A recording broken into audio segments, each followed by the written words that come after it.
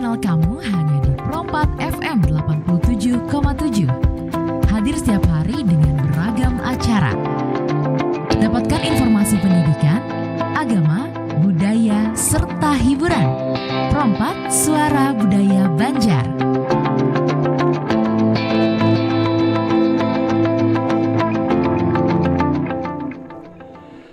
Assalamualaikum warahmatullahi wabarakatuh. Dan sanak Pro4 dimanapun seluruhnya bebuhan pian berada. Alhamdulillah pada pagi hari ini kita masih diberikan kesehatan, masih diberikan umur yang panjang. Kita hari ini kembali berhadir untuk bebuhan pian berataan dari jam 9 waktu Indonesia Tengah sampai nanti pukul 10 waktu Indonesia Tengah. Dan sanak Pro4 ya. Hadir di sini Pandiran Baisukan yang dimana sudah bersama Ulun juga narasumber kita pada pagi hari ini ya. Ada Bapak Muhammad Syafi'i SAG MAG dan juga ada Mas Rifki Fatahillah SPD ya Mas ya. Dan sana Pro4 hari ini kita memiliki topik pembicaraan yaitu saleh sosial dan individual dalam tradisi Haul Gurus Kumpul, karena ini menyambut Pipes Haul Gurus Kumpul ya pada tanggal 5 nanti ya Bapak ya. Oke, baik Bapak, silakan dimulai terlebih dahulu. Ini saleh sosial dan juga individual Pak ya dalam Haul Gurus Kumpul begitu ya. Mungkin bisa dibukakan terlebih dahulu, silakan Bapak. Oke, baik. Terima kasih. Assalamualaikum warahmatullahi wabarakatuh. Waalaikumsalam warahmatullahi wabarakatuh. Bismillahirrahmanirrahim. Alhamdulillahirabbil alamin. Wassalatu wassalamu ala asyrafil anbiya'i wal mursalin sayyidina wa maulana Muhammadin wa ala alihi washabbihi ajma'in. Amma ba'du. Terima kasih ini sahabat Pro4 ya atau gimana? Dangsa anak Pro4. Dangsa anak Pro4 ya. Saya kalau sahabat tuh Pro2 ya. Sahabat teman terbaik kamu kalau Pro2. Iya. Oke, jadi hari ini ya memang bertepatan dengan momentum sebentar lagi akan dilaksanakan Haul Gurus Kumpul ya. Nggih, bujur. Jadi makanya saya tertarik untuk kemudian mengangkat tema ini sebagai salah satu tradisi atau budaya yang kita laksanakan setiap tahun. Iya, benar. Iya, dan ini kan sebenarnya bentuk baru dari tradisi Banjar ya. Nggih. Karena dulu kan nggak pernah ada. Maksudnya sebelum Gurus Kumpul itu ya wafat gitu kan ya belum ada ya. Guru Juhdi itu ya belum ada haul yang seperti ini Bapak ya. Belum ada haul yang sebesar seperti sekarang kan. Nggih, benar. Iya. Nah, jadi itu ya. Kemudian ini kan sudah 20 tahun ya Abah Gurus Kumpul itu meninggalkan kita semua. Nggih. Jadi sekitar 20 tahun dan itu termasuk waktu yang sudah lama. 2005 ya beliau meninggal Bapak ya? Iya, 2005 ya, di usia 63 tahun. Jadi ini momentum yang saya kira selalu dinanti-nantikan oleh umat Islam di kita setiap masyarakat Banjar ya, iya. Nah, dan yang terpenting juga adalah ini kalau berdasarkan beberapa laporan atau ya semacam penelitian lah gitu ya. Jadi Haul Gurus Kumpul ini termasuk haul yang terbesar se-Asia lah gitu. Oh, se-Asia Pak ya, bukan se-Indonesia lagi ya. Karena kan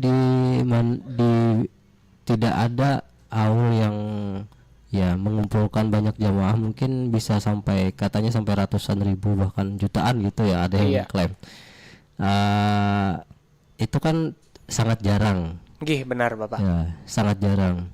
Mungkin yang kalau di Jawa itu agak ada sunan-sunan ya Bapak ya kalau yang di Jawa Pak ya. Kalau yang agak populer itu biasanya Kiai Pasuruan. Solo Pasuruan. Oh iya. Kiai Pasuruan. Solo juga. Nah, itu juga ya ini artinya ini termasuk suatu bisa dinilai sebagai suatu yang religius atau agama, tapi juga bisa dinilai sebagai budaya. Artinya kenapa dinilai budaya? Karena ini kan sudah menjadi suatu kebiasaan di tempat kita gitu ya. Bahwa setiap ada haul ini Pak ya. Setiap ada peringatan wafat Gus Kumpul itu pasti ada haul yang besar gitu. Nggih, bujur. Nah, jadi ini apa namanya, jadi sebuah tradisi yang mau tidak mau sebenarnya harus kita selalu hidupkan bersama. Nggih, bujur, Ya, dijaga Bapak lah. ya dijaga. Heeh.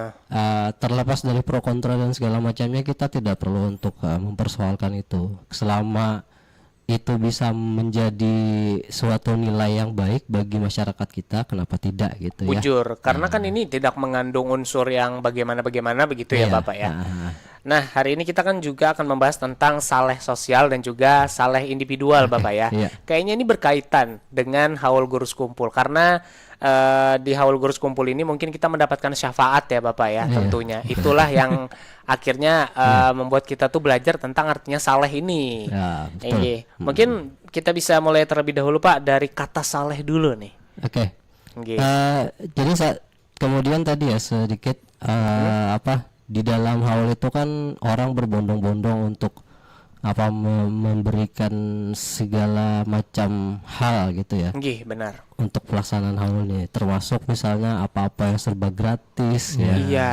dari barang, Makanan Bapak iya, ya. dari jasa, semua yang ya bagi orang-orang yang betul-betul apa ingin melaksanakan itu, dia betul-betul sepenuh hati untuk melakukan kerelaan gitu Nggih, ya. benar-benar. Oke.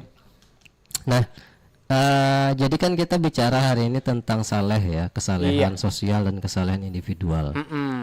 Oke. Sebenarnya kalau dalam konteks apa ya, secara istilah gitu ya, kata saleh itu kan artinya adalah apa namanya? Kalau saleh secara sosial itu adalah orang yang memiliki nilai kebaikan Nggih. dalam konteks bermasyarakat, kan gitu. Artinya orang itu bertindak sesuai atau memiliki nilai religius dalam konteks bermasyarakat. Nggih. Kalau misalnya individual, berarti dia memiliki nilai religiusitas atau memiliki nilai atau bernilai pada aspek-aspek yang sifatnya ritualistik. Ritualistik itu maksudnya adalah aspek ibadah yang dilakukan hanya pada Individu pribadi atau Iya, individu. individunya saja Iya, Bapak ya. Tapi berarti kalau saleh sosial ini mungkin adab terhadap orang lain begitu ya Pak ya. Iya, adab terhadap orang lain. Nah, Oke. jadi ya saleh itu, atas saleh itu sendiri kan artinya kan yang baik ya, Nggih. atau yang baik yang lawannya itu fasad. Ya. Fasad itu artinya kan buruk ya. Nah, jadi kalau misalnya kita dalam konteks ini saleh sosial, berarti kita melakukan kebaikan dalam konteks masyarakat atau lingkungan sosial kita. Oh ya. Jadi kalau misalnya saleh individual, berarti kita melakukan kebaikan untuk diri Kita sendiri. Tapi kalau sosial itu tidak hanya diri tapi Iya, lingkungan dan sekitar ya Pak lingkungan ya. sekitar kita. Iya. Ya, itu biasanya sebenarnya kan di dalam Al-Qur'an itu sudah disebutkan di surah Ali Imran ayat 113-14 kan, kata solihun itu kan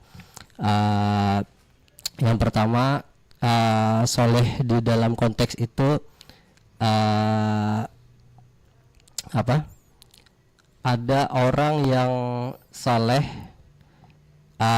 secara individual dalam arti dia selalu bersujud setiap malam Nggih. dalam konteks Al-Quran Ali Imran itu. Tetapi dalam hal ini soleh itu tidak cukup juga hanya dengan seperti itu. Tapi juga di sini apa disebutkan? Mereka beriman kepada Allah dan hari akhir, menyuruh berbuat yang ma'ruf, Nggih. mencegah dari yang mungkar, dan bersegera mengerjakan segala kebaikan. Artinya apa? Pertama, orang soleh itu indikatornya dia soleh secara individu tadi. Nggih.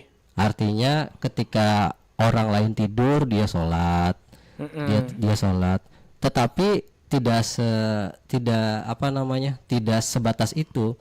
Tetapi ketika dia bertemu dengan orang lain, dia saling menasehati. Nggih. Kemudian ketika dia berhadapan dengan orang sekitar, dia ingin selalu melakukan yang terbaik untuk orang sekitar itu. Apa yang harusnya dilakukan, apa yang sebaiknya masyarakatnya harusnya seperti apa gitu kan. Dia memikirkan itu juga. Ya. Jadi kan soleh itu jadinya lengkap.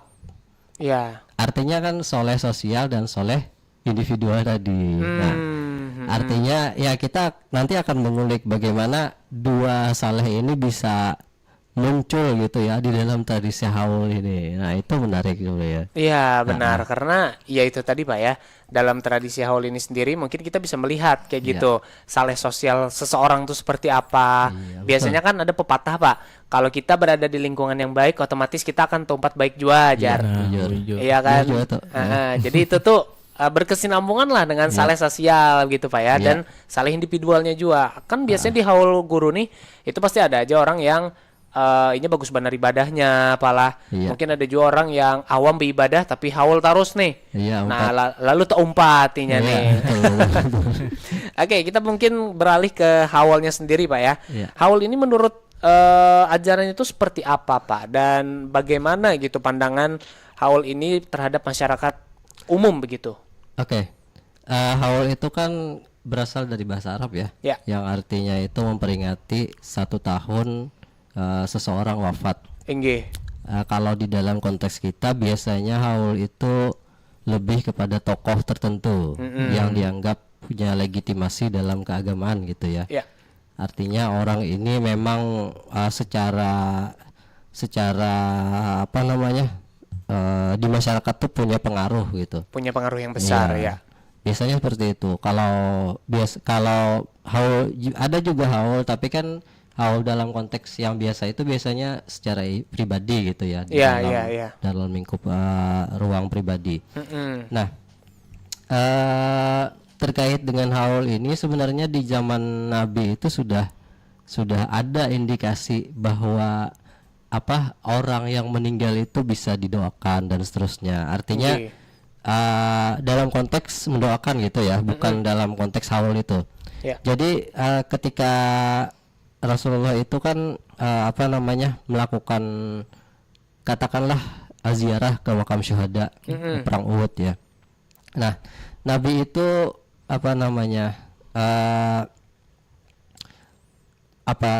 sampai di suatu tempat ya yang namanya Sya'ab. Lalu beliau itu kemudian mengeraskan suara beliau. Dan ketika itu Nabi mengucapkan, keselamatan bagimu dan kesabaranmu, alangkah baiknya tempatmu di akhirat. Lalu kemudian Abu Bakar serta para sahabat juga melakukan hal yang seperti itu. Kenapa Nabi kemudian mengatakan hal itu?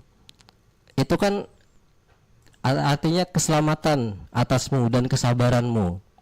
Di situ kan Nabi ingin mendoakan kan, atau memberikan hadiah bagi orang yang wafat atau para pejuang-pejuang perang Uhud yang wafat pada saat itu. Artinya beliau itu pada saat berziarah setiap tahun beliau itu berusaha untuk selalu mendoakan agar orang-orang yang wafat dalam perang Uhud itu selalu dalam keberkahan, dalam limpahan rahmat Allah Subhanahu wa taala. Nah, ini artinya sebenarnya haul itu sudah menjadi sesuatu yang ada pada zaman Nabi, cuman namanya tidak ada yang istilahnya haul itu kan, artinya berbeda berbeda. Nah, jadi sejak zaman Nabi sudah ada seperti itu ya haul itu, karena Nabi melakukannya gitu kan. Benar-benar. Oke.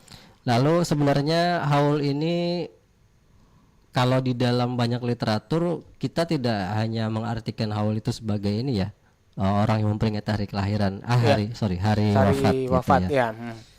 Sebenarnya misalnya kalau dalam fikih ya, kalau dalam fikih itu kalau kita ketemu kata haul itu nggak bisa diartikan memperingati hari wafat tadi. Haul itu adalah apa? Zakat ya, untuk zakat. Mengeluarkan zakat. Mengeluarkan zakat. Berarti maknanya berbeda lagi dalam fikih ya Pak ya? Hati-hati ya kalaupun dalam konteks Islam lah ya. Sama-sama Islam. Kalau misalnya kita baca buku fikih ketemu kata haul, itu bisa beda makna Beda makna, salah persepsi jadinya Pak ya. Persepsi jadinya. Iya, bujur. Mungkin kalau ulun pun tanpa sepengetahuan ulun ya. Iya. Dan pian kada madahi ke ulun, bila ulun buka pikir ada kata haul, wah kayak haul abah guru kumpul nih. Gitu. Itu pasti bakal terpikir seperti, oh begitu ya Pak ya. Ternyata berbeda ya. Beda. Inggi. Karena penggunaannya kan konteksnya beda gitu ya. Haul itu kalau dalam biografi atau apa namanya konteks keulamaan, Nggih. ya biasanya haul itu memperingati wafat. Kalau misalnya di dalam konteks fikih biasanya masalah zakat gitu. Masalah zakat. Nggih. Nah, oke. Lalu kalau misalnya kita melihat ya, sebenarnya haul itu sudah juga ada di dalam kitab-kitab tradisi orang Banjar kita. Misalnya dalam kitab Sabilal Muhtadin. Orang apa namanya? Kiai, sorry maaf.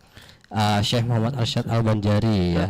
Beliau kan juga apa namanya menyebutkan di situ ya, bahwa misalnya ada kalimat-kalimat dan sunat misalnya mengumpulkan seluruh keluarga seperti istri, budak, teman dan saudara, susuan, mertua dan menantu, ibu tiri dan seterusnya.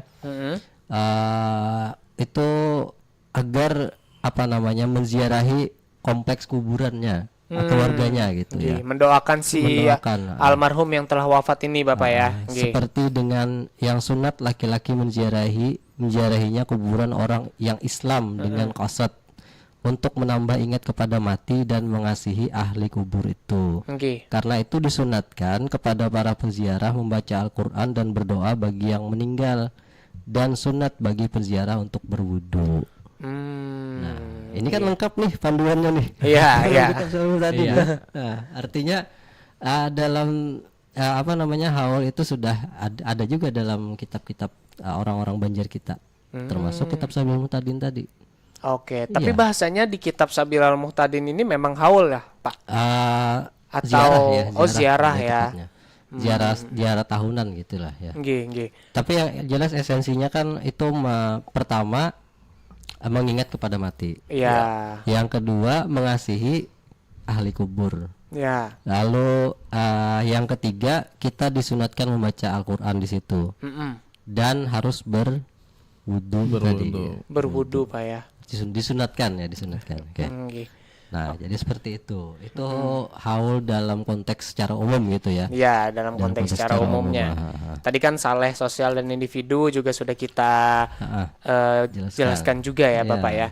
Nah, sekarang kita akan masuk lebih rinci lagi berarti, Oke. yaitu tentang haul guru kumpul sebagai ritual keagamaan ya. Oke. Ini bahasanya ritual ya Pak ya.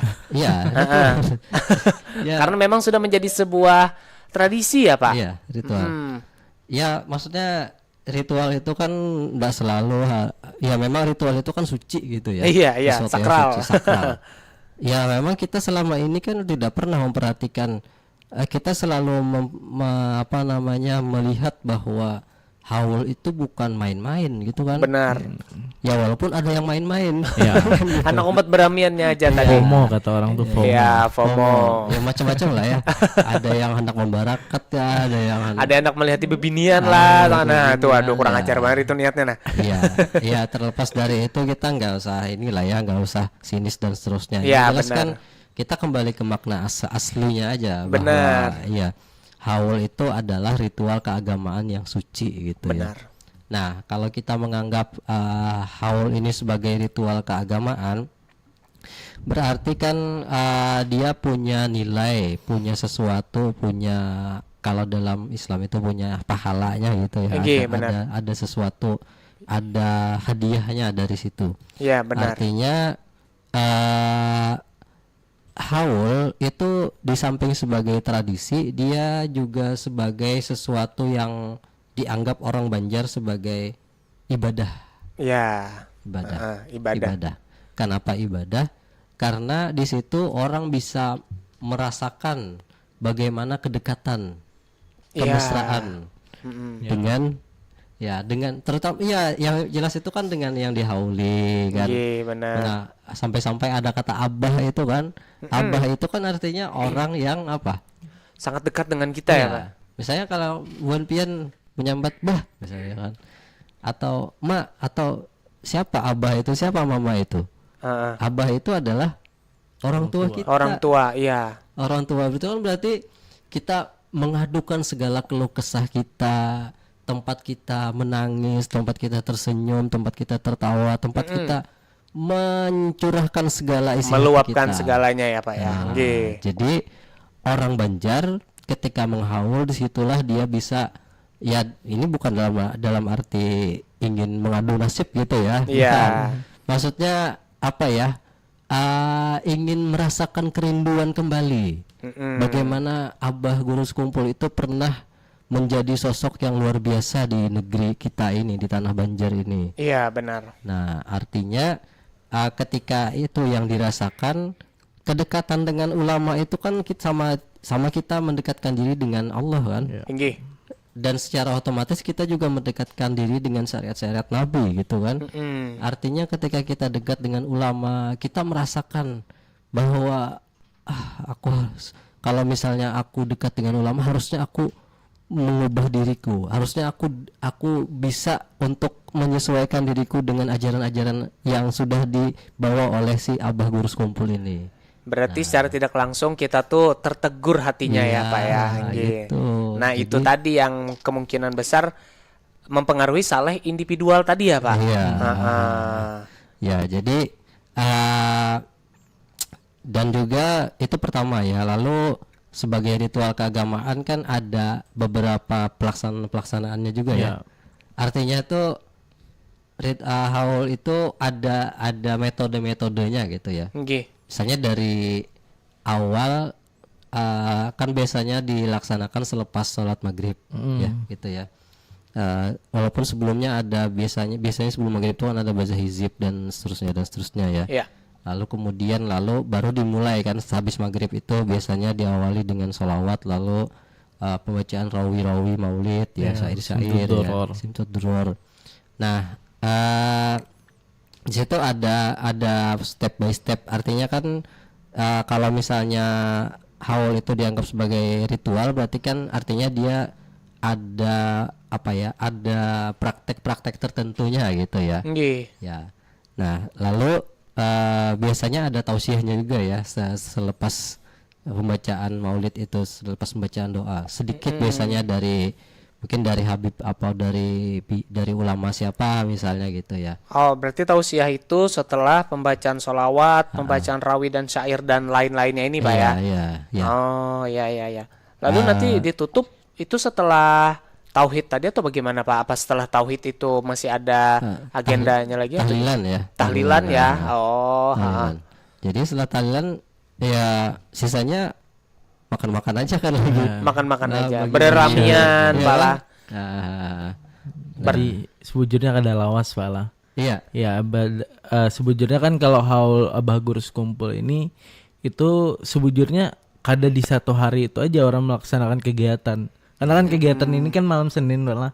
Iya. Malam Senin. Minggu ya. Nah, malam Senin hari Minggu itu tuh setiap minggu itu selalu ada maulid rutinan. Oh, di sana. Iya, selalu ada, selalu hibak juga kayak itu. Cuman kada hibak sehibak haul ini, ya pastinya sampai ke jalan-jalan juga. Jadi ketika parak ini kan kita bulan Rajab nih, sudah tanggal 3 Rajab hari ini. Nah, Abah Guru Sekumpul kan meninggal tanggal 5 Rajab. Iya. Nah, jadi yang mendekati tanggal 5 Rajab malam Senin yang mana? Nah, di situ yang diadakan haul. Jadi di situ yang diadakan bahwasanya ditambah kena betahlilan tadi. Padahal kalau sebujurnya kalau orang yang rutin hadir ke Sekumpul itu memang kegiatan rutinan tiap minggu seperti itu. Jadi tapi dikemas dalam konsep ya kita mendekati tanggal 5 Rajab memperingati haulnya Abah Guru Sekumpul tadi. Karena Sidin ini tadi adalah tokoh besar Pak ya. Tokoh yang memang punya pengaruh begitu di masyarakat khususnya di tanah Banjar begitu ya. Betul. Oh, jadi ternyata haul ini bukan hanya diadakan setahun sekali ini ya, tetapi ternyata setiap minggunya tuh memang ada ya. Bukan haulnya tapi apa tadi? Maulid rutinan. Maulid rutinan. Mungkin haul ini bisa dibilang kayak tahlilan ya. tahlilan mengenang orang yang sudah meninggal begitu ya. Cuman karena ya itu tadi balik lagi Sidin ini tokoh besar, makanya dikemas dengan istimewa sekali begitu ya Pak ya. Oke, baik. Nah, mungkin kita masuk nih Pak. Pengaruh haul terhadap saleh individual dan juga saleh sosial Pak ya. Mungkin ke individualnya terlebih dahulu. Haul ini kan sebagai apa ya? Bisa dikatakan spirit agama ya Pak ya. Yang dimana mungkin kita sebagai individu ketika berdatang ke sana itu secara tidak langsung mencoba mempelajari kayak apa abah guru ini semasa hidupnya. Terus juga mungkin para pengikut-pengikutnya bagaimana gitu ya. Pengaruh lainnya seperti apa lagi itu Pak yang bisa mempengaruhi saleh individual kita ini. Apakah saleh individual kita ini itu bisa berubah begitu? Kita bisa tertegur begitu Pak? Baik. Jadi kalau misalnya kita mengambil dari aspek individual gitu ya. Ya. Sebenarnya pertama tadi sudah disinggung sedikit bahwa di dalam kitab Sabilul Muhtadin tadi ya untuk mengingat mati dan seterusnya. Nah, haul ini kan ketika kita datang ke sana itu kita melihat luar biasa antusiasnya orang untuk masing-masing mengambil tempat ya untuk mempersiapkan diri gitu ya. Larut di dalam alunan sholawat, lantunan syair-syair maulid, kemudian tahlil dan seterusnya. Lalu ya tahlil yang biasanya benasyid kan gitu kadang-kadang ada juga ya. Nah dari situ ada pengalaman yang dialami oleh siapapun yang merasakan itu, dia akan apa ya mengalami sesuatu yang sifatnya memuaskan batin kita gitu ya. Ada semacam apa hujan yang memasuki di relung hati kita itu sehingga seakan-akan hati kita itu menjadi basah. Yang awalnya hati kita tuh kering sebelum datang ke haul itu, ketika acara haul itu aspek spiritual kita itu seakan-akan seperti dibangkitkan gitu. Artinya apa? Kita ketika datang ke situ lalu hadir di acara itu, kita merasakan apa ya semacam euforia, bukan euforia tapi kalau euforia kan bahasanya terlalu hiperbolik ya. Artinya apa ya semacam kedekatan, kenyamanan, kebahagiaan yang tidak dirasakan ketika kita misalnya membeli iPhone, membeli apa kan gitu. Iya benar materi gitu lah ya. Artinya ini kebahagiaan yang sifatnya sangat mendalam, mendalam. Iya, sangat pribadi.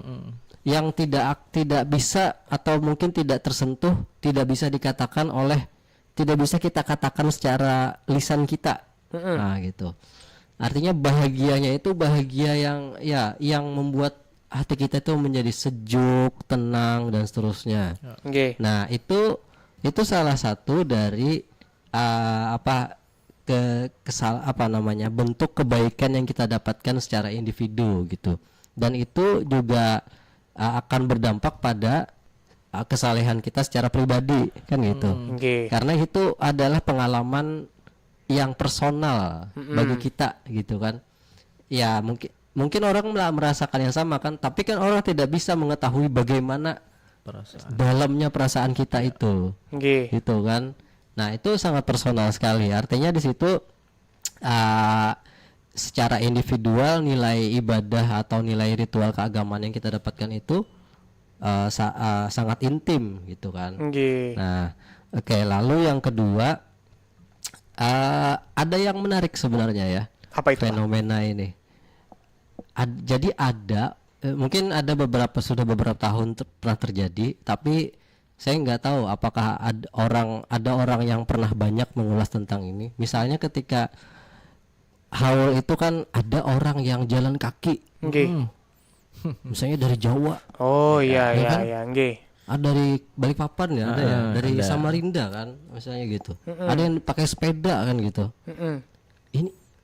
Ini melihatnya kita seperti apa gitu kan. Ini kan aneh dan unik kan. Ya, sebegitunya gitu ya Pak ya. Sebegitunya orang kenapa sih orang kan ada aja sepeda motor kan Iya. gitu, ada misalnya Iya. pesawat atau apa kan gitu. Lo kenapa harus jalan kaki, kenapa harus kenapa harus naik sepeda gitu kan. Oke.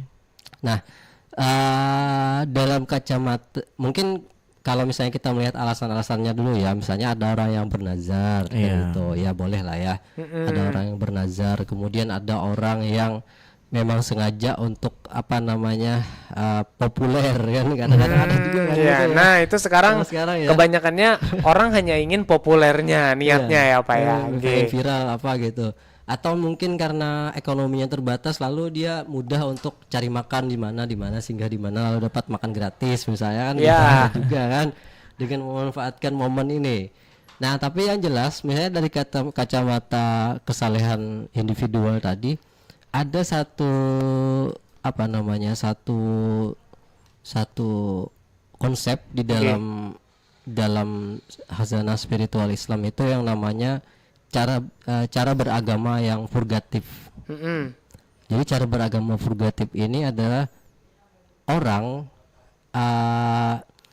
pertama-tama ada pemahaman bahwa untuk mendapatkan kebahagiaan rohani Ya. harus dengan cara mengurangi kebahagiaan jasmani. Oh, ha. Artinya kalau misalnya kita mau mendapatkan yang rohani, maka kita harus rela mengorbankan jasmani kita. Kita. Nah, itu namanya kesalehan yang individual yang purgatif. Purgatif. Ya yang tadi ya Pak ya, yang Iya. jalan kaki. Yang itu kita kaitkan di situ. Oh iya ya. Jadi orang ingin melakukan penyucian rohani, maka dia harus melakukan sesuatu jasmani yang menguras tenaganya, menguras dimensi jasmaninya, materinya, Ya. gitu. Bahkan rela mengorbankan harta dan seterusnya agar mendapatkan kebahagiaan rohani ini. Mm-mm. Nah, dalam konteks ini kita bisa melihat sebenarnya orang-orang yang jalan kaki, naik sepeda, itu bisa jadi mereka berusaha karena mereka ingin mendapatkan atau meraih kebahagiaan rohaninya. Mereka salah satunya dengan cara untuk mengorbankan atau memberikan menekan aspek jasmaninya supaya dia bisa mendapatkan kebahagiaan rohani itu. Sehingga ketika hadir di puncak haul itu, dia merasakan betul bagaimana misalnya Abah Gurus Kumpul itu sangat dekat dengannya misalnya. Atau haul itu menjadi momentum dia puncak kebersihan jiwanya di situ. Iya, gitu. ha, ha. Nah, ini menarik sekali kalau kita lihat dari sini ya. Cuman saya nggak tahu, mungkin ada mahasiswa yang mengangkat tema ini untuk skripsi ya, itu kan menarik sekali. Nah, cuma saya ingin menyampaikan ini ya, bahwa ada baiknya, ada ya, terlepas dari kontroversi dan seterusnya. Ya, ini kacamata yang bisa kita lihat untuk melihat orang yang jalan kaki itu tadi, orang Iya. yang ya. Bahkan dalam tradisi-tradisi yang lain kan sebenarnya sudah ada, misalnya orang bukan tradisi lain ya.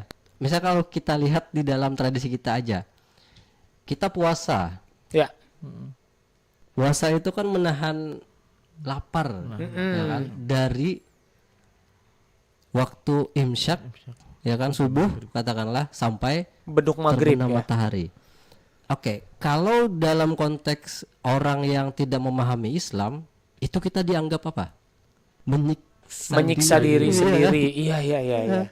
Tapi kalau dalam agama kita itu apa? Ibadah Pak ya. Ya, ibadah untuk Menyehatkan. Menahan. untuk Oh, menekan nafsu, menekan segala macam keinginan yang sifatnya keduniawian. Ya. Sehingga ibadah kita itu bisa lebih fokus di bulan puasa itu. Nggih. Nah, makanya kita disuruh untuk berpuasa. Berpuasa. Nah, kaidah ini salah satunya ya, untuk dalam melihat dalam konteks cara individu yang purgatif tadi. Nggih. Nah, itu satu, itu ya yang kemudian yang juga menarik untuk kita lihat di situ. Oke, lalu yang ketiga dalam konteks saleh individual tadi, ini kan bertepatan dengan momentum tahun baru ya. Ya. Jadi tepat sekali sebenarnya kalau misalnya haul ini dijadikan sebagai momentum kita untuk melakukan reorientasi arah tujuan hidup kita. Oke. Karena kan orang yang mengalami wafat sebenarnya yang menarik dalam Islam itu misalnya gini, kenapa di dalam Islam itu tradisi yang justru diperingati itu adalah tradisi orang mati, bukan tradisi orang lahir. Iya. Ya walaupun Maulid kan tradisi lahirnya Nabi, tapi ulama-ulama siapa-siapa aja misalnya nggak pernah sangat jarang kita mendengar hari lahirnya yang dirayakan. Tapi Tapi justru hari kematiannya yang diperingati. Nah, kenapa? Karena kalau kita melihat kembali kepada Islam, agama Islam itu kan adalah agama yang lid dunya wal akhirah. Ya kan? Dunia iya, akhirat iya. Tapi yang utamanya kan akhirat ya. Kan? Jadi ketika dunia ke akhirat itu proses yang sangat penting. Benar. Momentum yang menentukan sekali ketika kita itu menuju ke alam akhirat itu.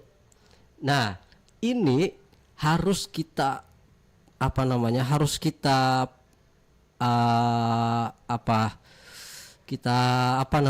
kita hargai gitu ya.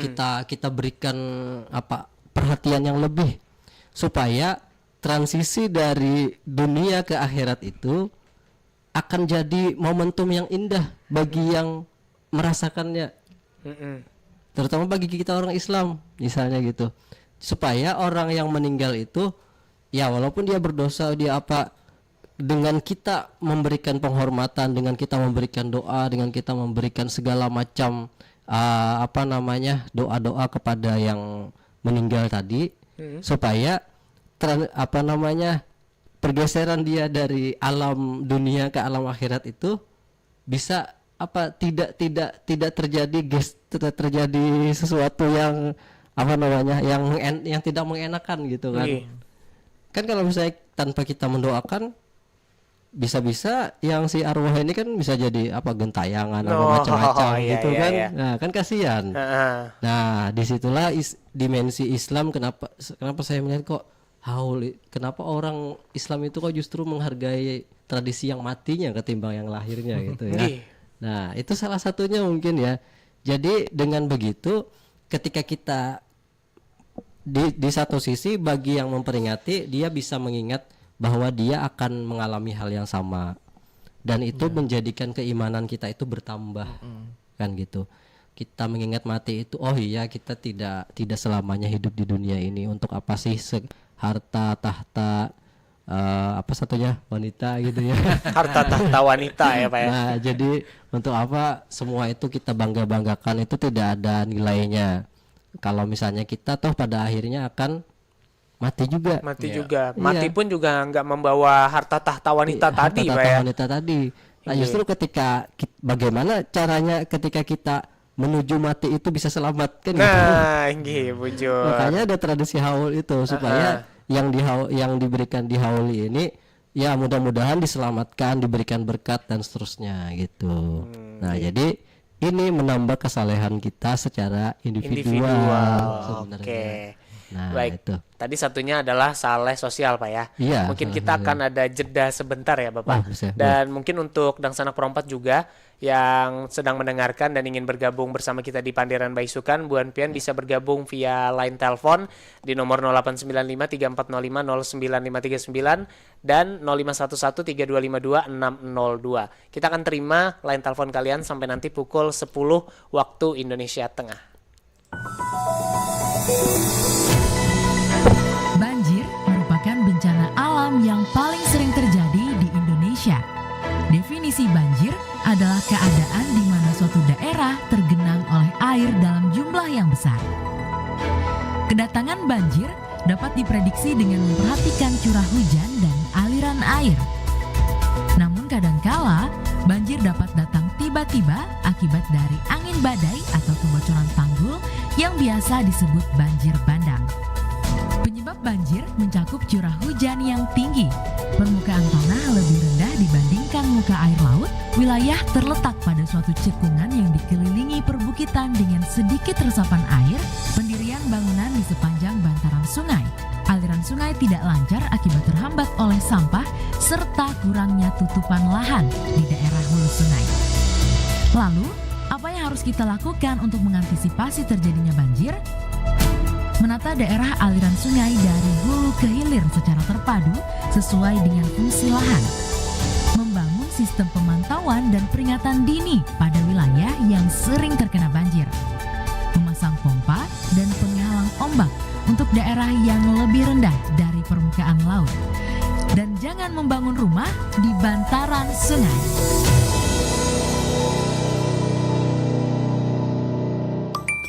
Maailah, bagusnya nih tas dari Korea nih. Rasa hendak juga menungkar seorang nah. Kenapa? Kada nukar produk lokal Japian nih. Kada sama pang kualitasnya nih. Coba itihi. Nih nah, material lawan teknologi yang dipakai nih nah. Pasti kada sama. Lawan juga nih tahu kada dang sanat. Nini stoknya terbatas. Pembenjer orang tuh limited edition. Kalau pina menyasal kada menukar ya nak. Nah, Pian nih lah. Coba pikir-pikir lagi. Wah ini tuh banyak banar produk lokal nang kualitasnya sudah kada kalah lawan produk luar. Desainnya juga nah lihati nah. Kada kalah keren. Baikpun menukar produk lokal, nyata mendukung UMKM nang di dalam negeri. Nih nah, coba nanti lah. Banyak loh barang-barang bagus. Nang ini nih hasil buatan lokal ja. Ay ilah, bagus bener barangnya nih lah. Nih nah, rasa ulun nih tasnya nih nah. Warnanya tuh nah kayak bunga banget di mata ulun nih nah. Bagus kalau.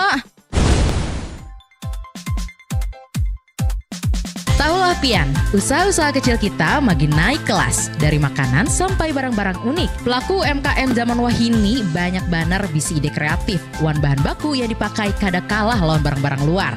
Amun Pian menukar barang dari UMKM, itu sama aja. Pian membantu banyak keluarga, membuka lapangan gawean hanyar, lawan maulah ekonomi kita makin kuat. Saban kali Pian menukar barang UMKM, berarti Pian memberi dorongan lawan semangat supaya produk lokal bisa bersaing lawan produk luar negeri. Ayo dan sanak berataan, himung pakai produk lokal, bersinergi untuk UMKM yang lebih kuat. Pastikan channel kamu hanya di Pro4 FM 87,7.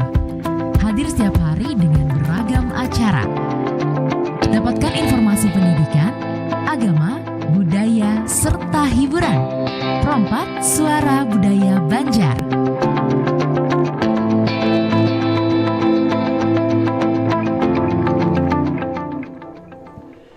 Ya, dan sanak Pro4 tentunya masih berada di Pro4 99,6 dan 87,7 FM ya. Dan masih bersama saya Iki yang memandu Pandiran Baisukan pada pagi hari ini. Dan dengan narasumber kita juga ya, ada Bapak Muhammad Syafi'i dan juga Mas Rifki Fatahillah ya. Nah, tadi kita sudah saleh individual. Oke. Sekarang kita ke saleh sosial ya, Pak ya. Oke. Bagaimana itu, Pak? Baik, ya seperti pengertiannya di awal tadi, saleh sosial itu kan saleh yang kita dalam konteks masyarakat gitu ya. Jadi sebenarnya dari latar belakang yang sudah kita sampaikan tadi sudah saya singgung sedikit, misalnya ada bukan program sih ya, semacam kerelaan untuk membuat sesuatu yang serba gratis gitu ya. Ini luar biasa ya. Saya nggak tahu di tempat haul-haul yang lain apakah ada orang yang berani seluar biasa ini. Artinya kan kalau misalnya gratis itu kan tidak, bahkan yang datang ini kan bukan angka ribuan lagi kan, Jutaan. Iya, yang datang ini kan kok bisa digratiskan gitu ya. Habis-habisan gitu kan. Apa tidak rugi kan gitu kalau dalam kalkulasi ekonomi gitu kan. Nah, jadi kalau misalnya kita melihat dalam konteks saleh sosialnya, yang pertama di dalam perkumpulan orang-orang yang hadir di haul itu kan ada orang yang dengan latar belakang berbagai macam ras, suku, budaya, agama, ras, suku, budaya dan seterusnya. Inggih.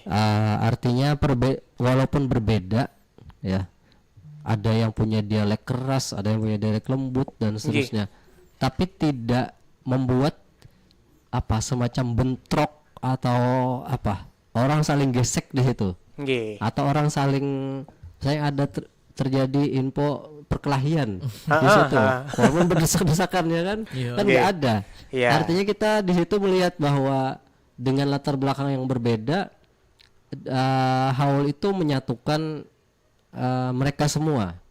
Bahkan mereka rela untuk berdesak-desakan itu tetap tertib mengikuti arahan, sehingga dalam konteks itu kita bisa melihat bahwa ada ketertiban umum yang terlihat di sana, gitu kan.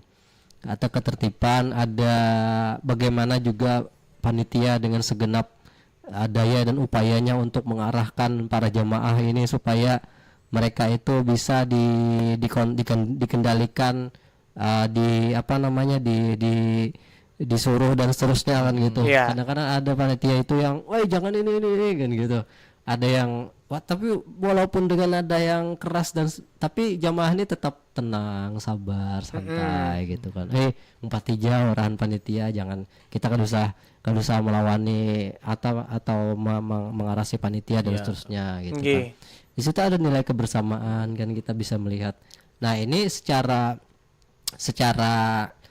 kita dalam konteks sosial berarti kan kita memberikan ada nilai ibadah di situ yang sifatnya kita mementingkan atau mendahulukan kepentingan orang lain. Nah, gitu. Jadi itu satu ya. Artinya di situ kepentingan orang lain tuh lebih diutamakan daripada kepentingan kita sendiri. Ya walaupun misalnya kita dapat sub yang di Padang Licak misalnya gitu kan, atau di Padang apa, ya udah kita rela aja ya, karena situasinya kan ya sebegini, sudah kita tidak bisa memungkinkan. Mungkin ya resiko kita juga karena kita terlambat mungkin ya, dan seterusnya gitu ya. Nah oke. Lalu yang kedua, yang paling penting juga adalah ibadah sosial ini, yang ini mungkin jadi moto bagi negara kita juga, yaitu gotong royong. Pak ya. Gotong royong ini kan orang, kalau ya saya pribadi kalau ketika kebetulan dekat rumah dengan lingkungan Martapura itu, jadi saya melihat dan mengamati ya. Oh ternyata luar biasa orang memberikan seluruh tenaganya, memberikan semua yang dia punya, memikirkan mengonsepkan bagaimana agar arus jamaah itu tidak terjadi bentrok di jalur sini. Itu kan kita gotong royong semua memikirkan hal itu, supaya koordinasi dan mengorganisasikan masyarakat atau jamaah yang hadir itu tidak terjadi penumpukan di satu titik misalnya gitu. Nah itu kan itu salah satunya. Juga gotong royong misalnya kita